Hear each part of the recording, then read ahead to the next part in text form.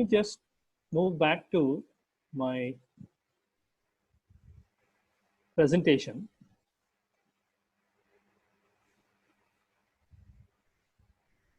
Yeah. Okay. So all this you already know now. Yes. Now let's discuss about how to measure, what are the metrics to measure the impact of a journal, impact of an author, and impact of an article. So impact measurement involves these three levels of measurement. Depending on your need, you can apply, you can use any of these metrics to know about the impact of a journal, of an author, or of an article. Yeah. So before I show you the examples of particularly author level metrics or even impact factor journal level metric, let me introduce to you journal citation reports. Journal citation reports is a report published by Web of Science, or I can say Clarivate Analytics, the company which provides Web of Science service, every year. At the end of every year or after the expiry of a particular year, Web of Science releases the list of journals along with the total number of citations as tracked by Web of Science and the journal impact factor. As you may notice here, I am displaying here journal citation reports of the year 2018. Cancer Journal for Clinicians has total number of 28,839 citations with a journal impact factor of 244. So I will explain in simple terms how impact factor is calculated. This is the most widely accepted metric for measuring the impact of a journal. Journal impact factor published by Web of Science in journal citation reports. But unfortunately, journal citation reports are not available for open access. That is, they are not freely accessible. Only those who have subscription to Web of Science database can get access to journal citation reports. Though older reports are available at some other locations on the web. That's how I was able to download and put a screenshot of Journal Citation Reports 2018. This is Journal Citation Reports, which is a measure developed by Web of Science. The Scimago Journal Rankings is another ranking which is developed by Scopus. I showed the Scopus sources and you observe their site score. And here is another openly accessible. This is openly accessible. Even the list can be downloaded. You can notice on this screenshot on the right hand side, download data button is available. Using this, you can download the entire list of Scimago indexed journals. This is an initiative of Scopus and an NGO called Scimago. Scimago ranks journals. Scimago ranks institutions also. So on the top, you can see subject areas. I have listed all the subject areas. You can filter your particular subject area to get the most highly cited journals. The journals presented here are by default ranked on the basis of Scimago journal ranking. It is also called scientific journal rankings, SJR, as you may notice here. 72.576 is the SJR of Cancer Journal for Clinicians.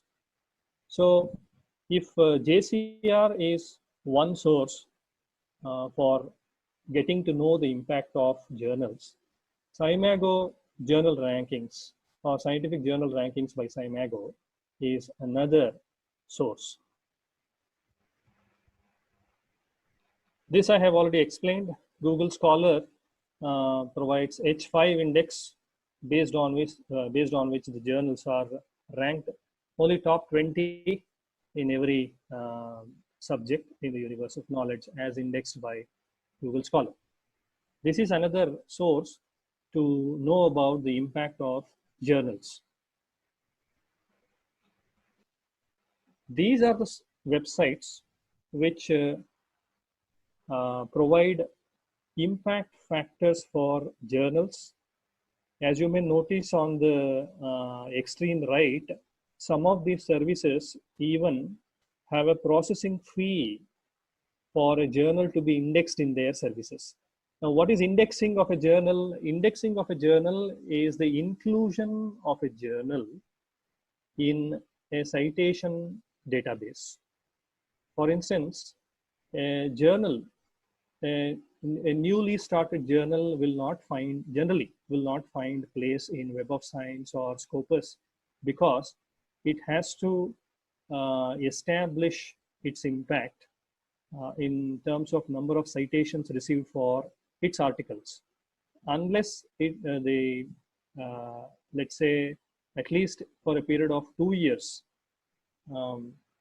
the citations are tracked, and based on the number of citations, based on the citations received for its articles, its inclusion or its indexing is decided. Neither Web of Science nor Scopus charges any processing fee for a journal to be indexed in their databases. It is purely on the basis of their impact, purely on the basis of their repute, that they get a place in the databases. But unfortunately, some of these services which I'm showing on the slide charge fee for journals to get included in their database. So my request is to be aware of these services, be aware as well as beware of these services, not to fall prey, not to consider these services, not to consider the impact factor published by these services. So these are dubious impact factor services. Right. So before I move on to academic identity, which is the last part of my presentation, let me show you some of the examples to make you understand the author level metrics. Before I move on to author level metrics, let me just go back to article level impact metrics. Article level impact metrics are quite simple. There are two metrics. One is the number of citations earned by an article. Take any article, the number of citations earned by an article acts as its impact index. That means an article which has received more number of citations, higher number of citations, is considered more impactful than an article which has received lesser number of citations. As I have already explained earlier, higher the number of citations, higher is the impact of a particular article. The second article level impact metric which has emerged in the recent years is altmetrics. This is pretty different from all the other established metrics such as journal impact factor or H-index or G-index or I-10 index. Altmetrics stands for alternate metrics. Some of the scholars a few years ago put forth an argument that all the metrics which have been developed so far measure the impact only in terms of number of citations received in scholarly journals. For instance, I have published an article in journal A, and the number of citations for this article in other journals only will be considered. There are other platforms, there are other media in which an article can make an impact. For example, I read an article published by Dr. Muralidhar. I find it very useful. I don't use it in my article, but I prepare a review and I post it on my Facebook page. Or I may write a blog post in my blog, or some newspaper also may uh, publish a review on it. All these also have to be considered as measures of impact. This was the argument proposed by many scholars. So considering this argument, many unconventional sources also are being tracked. When I say unconventional sources, you must understand what a conventional source is. Conventional source is any citation database, an article published in a journal getting cited in another journal article only is considered in all these traditional metrics such as journal impact factor or H index, G index, I10 index. Whereas a news article, newspaper clipping, or a blog post made by a reader, or a tweet made by a reader on a user on Twitter, or even unconventional sources such as Mendeley reader count, all these are considered under altmetrics, and a cumulative score is given by altmetric.com. That is the website which has developed altmetric score. A cumulative score is given that is called altmetric attention score. This is a new unconventional metric which is gaining gradual acceptance even among scholars. And gradually, people have started recognizing that unconventional or so-called non-scholarly platforms also can get some impact for scholarly articles. Therefore, newspaper readings, Facebook posts, then blog posts, tweets are also considered while calculating altmetric attention score. This is about article level impact. Now, author level impact. In author level impact, I will be covering average citations per publication, ACPP, and H index, G index, and I10 index. I10 index is very easy to understand. I will explain it through an example. So let me stop sharing of this presentation. Let me go to an Excel sheet where I have worked out examples to make you understand better. I'll stop sharing this presentation. I'll go to Excel file now.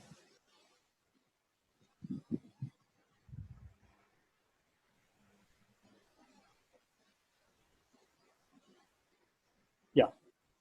Are you able to see this Excel file? Yes, sir. Yeah. Okay. First, and a very important journal impact metric is journal impact factor. This is a simple impact factor that was developed by a person called Eugene Garfield. Later, he developed this into a service called Science Citation Index.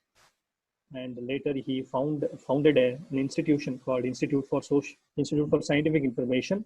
Later it was acquired by Thomson Reuters and now by Clarivate Analytics, which is now called Web of Science.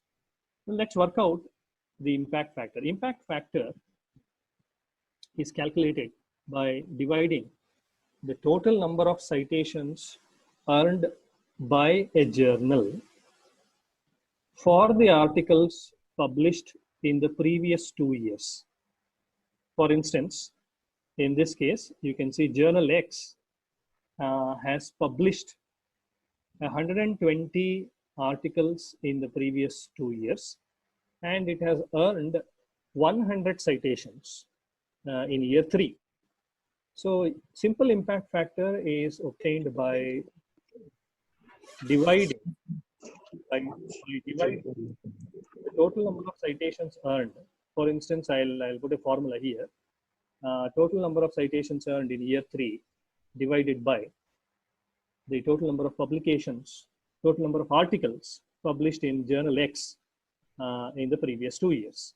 So the impact factor for the third year for journal X is 0.83, which simply indicates that every article published in journal X in the previous 2 years has got 0.83 citations. So this is nothing but average, simple average of for a particular period. You may also take 5 years, 3 years or 5 years, something like that. But the JCR, Journal Citation Reports, takes a period of 2 years.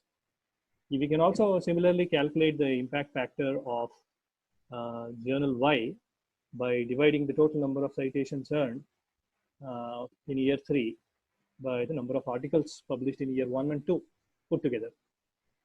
So 1.50 is the impact factor of journal Y.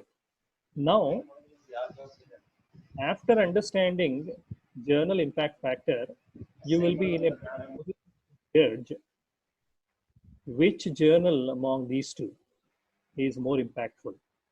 So obviously it is journal Y because it has the impact factor of 1.50. This is journal impact factor.